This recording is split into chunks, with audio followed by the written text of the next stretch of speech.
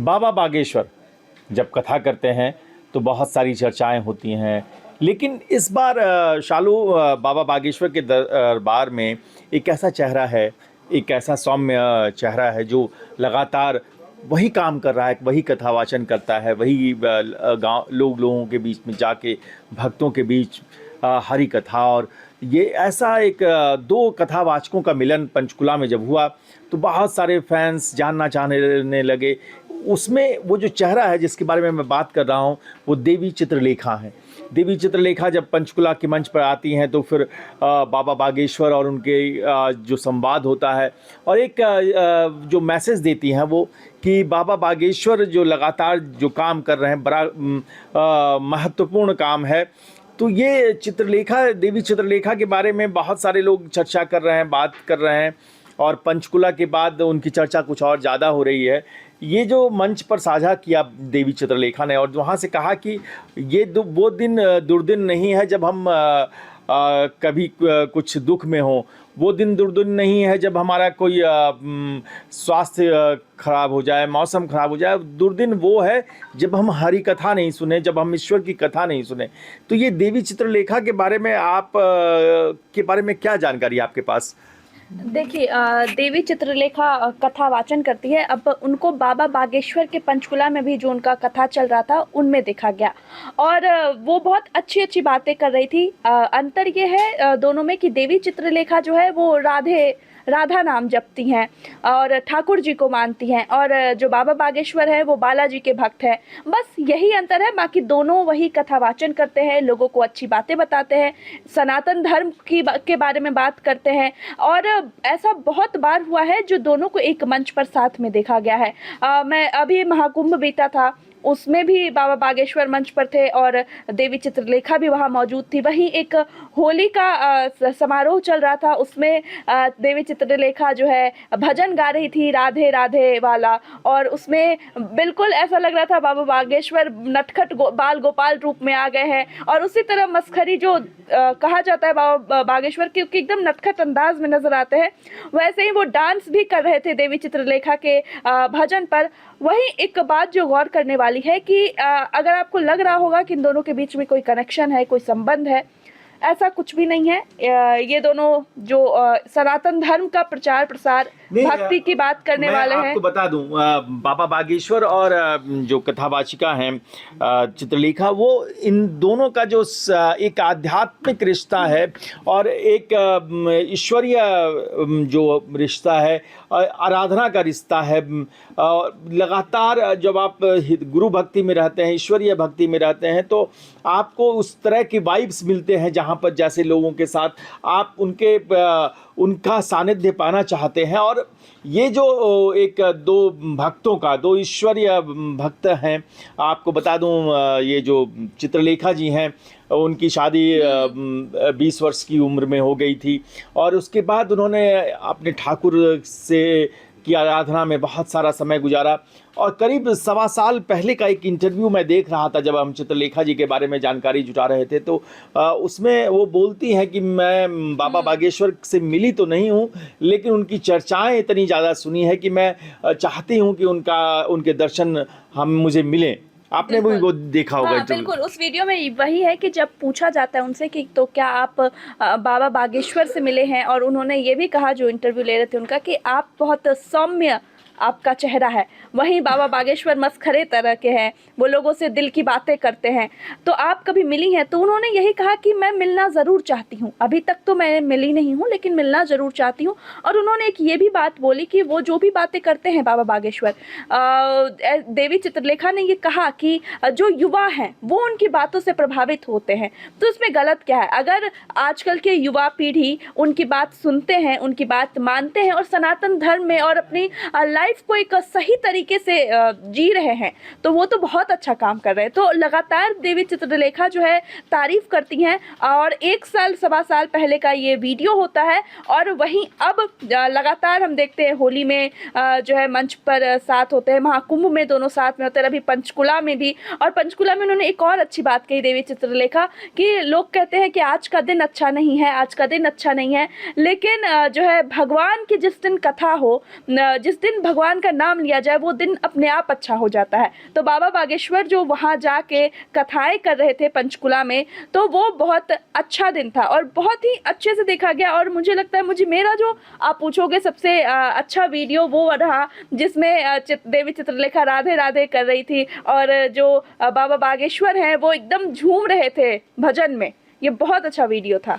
ये जो बाबा बागेश्वर लगातार सनातन की अलख जगा रहे हैं और वो लगातार बात कर रहे हैं। आपको मैं बता दूं, देवी चित्रलेखा जो हैं वो अध्यात्म और कथावाचन में लगातार सक्रिय हैं और उनके बारे में कई लोगों ने कहा कि एक मुस्लिम ड्राइवर से उन्होंने शादी कर ली और ऐसा।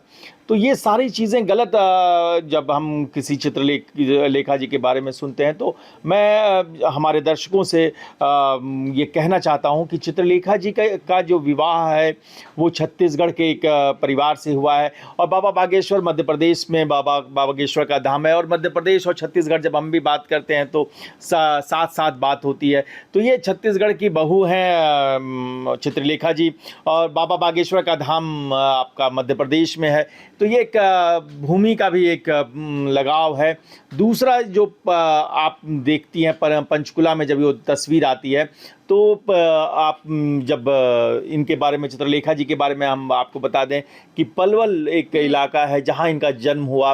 1997 में इनका जन्म हुआ और ये महज आप समझिए कि 27-28 साल की उम्र में चित्रलेखा जी बहुत चर्चा में हैं और एक जो भक्ति है और एक भक्ति परंपरा की कथावाचक शैली है उसमें वो बहुत अच्छा कर रही हैं काम और लगातार एक जो आपने बहुत अच्छा बताया कि राधा रानी और ठाकुर कृष्ण भक्ति की परंपरा को आगे बढ़ा रही हैं। एक हनुमान भक्त हैं और एक कृष्ण भक्त हैं और लेकिन एक जो हमारे सनातन में है कि अलग अलग देवताओं की पूजा करते हैं लेकिन हम सब एक धारा में बहते हैं। बिल्कुल। और एक जो बात इम्पॉर्टेंट है वो मैं बताना चाहती हूँ कि लोग अधिकतर कहते हैं देवी चित्रलेखा जो है एक लड़की है, स्त्री है, उनकी शादी हो चुकी है, फिर भी वो कथाएं करती हैं, सनातन धर्म के बारे में बताती है, हमारे धर्म के बारे में बताती हैं।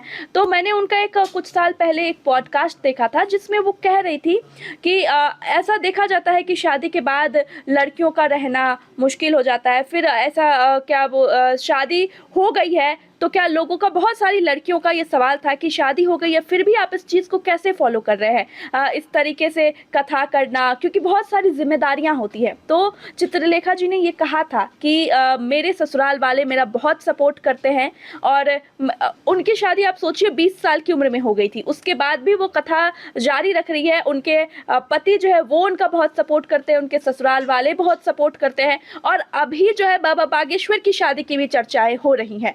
बाबा बागेश्वर खुद बोले हैं कि मैं अरेंज मैरिज करूंगा, मैं शादी करने की इच्छा जताई है। तो हम ऐसा नहीं कह सकते हैं कि शादी के बाद इस चीज़ का पालन नहीं किया जा सकता है। देवी चित्रलेखा शादीशुदा जीवन में है, गृहस्थ जीवन में है, फिर भी वो कथाएं करती हैं, अपने ठाकुर जी का नाम लेती हैं, भजन करती हैं और सनातन धर्म का प्रचार प्रसार करती हैं। तो बाबा बागेश्वर भी अगर शादी करते हैं, जैसा कि बहुत लोगों की इच्छा है कि बाबा बागेश्वर जल्द से जल्द शादी करें, लोगों को बहुत ज़्यादा इंतज़ार है उनकी शादी का, उनके दुल्हन को देखने का, तो मुझे नहीं लगता है कि जो है इसमें कोई बुराई होगी, वो शादी करें और देवी चित्रलेखा को देखें किस तरह से वो शादी की है, फिर भी वो इस तरह से कथा करती हैं, ठाकुर जी का नाम लेती हैं। तो बाबा बागेश्वर भी अगर शादी करते हैं तो उसमें और सोने पे सुहागा हो जाएगा। ये जो आपको बता दें कि देवी चित्रलेखा की बहुत अच्छी फॉलोइंग है, जो आप लगातार कहते हैं कि इस समय ये समय ऐसा है जो कैसे आप ज़्यादा से ज़्यादा लोगों से कनेक्ट करते हैं। तो देवी चित्रलेखा की कथा का ये जादू है कि उनके लाखों फैंस हैं सोशल मीडिया पर, इंस्टाग्राम पर आप देखें उनको फॉलोइंग। ये जो फ़ैन फॉलोइंग है उसके साथ साथ आप ये समझिए कि जब आप लाइमलाइट में आते हैं तो कई तरह के विवाद भी होते हैं, इनकी शादी को लेकर, इनके घूमने फिरने को लेकर, इनका जब ये विदेश जाती हैं पति के साथ तब कई तरह की तस्वीरों को लेकर कुछ लोग सवाल उठाते हैं। लेकिन ये जो राधा रानी की कथा है, कृष्ण की कथा है, प्रेम की कथा है, जीवन की कथा है, और चित्रलेखा जी उस जीवन की कथा को ही आगे बढ़ाती हैं। और वो लगातार उनके पति का नाम माधव तिवारी है, और वो लगातार ये कहती हैं कि ये जो मानव जीवन है वो मानव जीवन प्रेम के लिए है। मानव जीवन आपको एक दूसरे को साथ लेकर आगे बढ़ने के लिए है। मानव जीवन एक रस का है, और एक ये जो प्रेम है मानव से हर जीव में ईश्वर का वास होता है। तो ये दो कथावाचक वही काम कर रहे हैं। बिल्कुल। मुझे लगता है जो लोग ऐसे बहुत लोग हैं जो उनको सोशल मीडिया पे भी ट्रोल करते हैं इस चीज़ को लेकर कि सनातन धर्म का प्रचार करती हैं और कथाएं करती हैं, फिर भी ऐसी लग्जरी लाइफ क्यों जीतती है, और ऐसे मतलब जया किशोरी को लेकर भी लोग इस तरह का ही ट्रोल करते हैं। और देवी चित्रलेखा की फ़ैन फॉलोइंग भी बहुत ज़्यादा है, तो ट्रोलिंग तो होनी है। कुछ लोग हैं जो ऐसी बातें करते हैं, लेकिन अगर मैं अपने धर्म की बात करूं, सनातन धर्म की बात करूं, तो उसमें कहीं नहीं लिखा गया है कि आप गृहस्थ जीवन में जाके जो है इस तरीके से घूम नहीं सकते। ये उनका अपना पर्सनल लाइफ है, वो घूमे फिरे, कुछ ऐसा गलत तो वो कर नहीं रही है, और विदेश में घूमती है, जो भी लाइफ जीती है वो उनका पर्सनल चीज़ है। और वो कथाएं भी करती हैं, और कथाओं में वो सुंदर और अच्छी बातें ही करती हैं, और ठाकुर जी का ही गुणगान करती है, भगवान की ही बात करती है, और सही रास्ते पे चलने की बात करती है। तो मुझे नहीं लगता इसमें कुछ गलत है, और लोगों को थोड़ा इन सब चीज़ों में सेंसिटिव होने की ज़रूरत है। और इस तरह से जो कुछ लोग ट्रोल करने आ जाते हैं, कमेंट करने आ जाते हैं, इस तरह की चीज़ों से बचना चाहिए। बचना चाहिए। सालू ने बहुत अच्छी बात कही। और देवी चित्रलेखा लगातार अपने मात्र आप समझिए कि 27-28 साल की उम्र में उन्होंने एक अपना धर्म का अध्ययन किया है, कृष्ण कथा का अध्ययन किया, राधा रानी का अध्ययन किया, गोपिकाओं का अध्ययन किया, मथुरा का अध्ययन किया, वृंदावन का अध्ययन किया, और इन सब के साथ मानव जीवन का अध्ययन किया। बहुत ज़्यादा ज़रूरी होता है कि आप मानव जीवन को किस तरह से देखती हैं। तो देवी चित्रलेखा को लेकर तमाम विवाद अपनी जगह हैं, लेकिन वो जिस तरह से एक संवाद करती हैं उससे एक नया सनातन का प्रचार प्रसार करती हैं। तो मुझे लगता है कि चित्रलेखा जी के बारे में कुछ और अपडेट के साथ फिर हम लौटेंगे। और ये जो दो तस्वीरें जो आई हैं पंचकुला से, बाबा बागेश्वर, चित्रलेखा जी, और ये एक सनातन के युग धर्म की तस्वीर है जिसमें सनातन और मजबूत होता हुआ नज़र आता है। तो आपकी क्या राय है, आप ज़रूर हमें इससे साझा करें। बिल्कुल। अपना कमेंट हमें ज़रूर करें, और बाकी कैसे और ख़बरों के लिए देखते रहें नेशनल कॉरिडोर्स।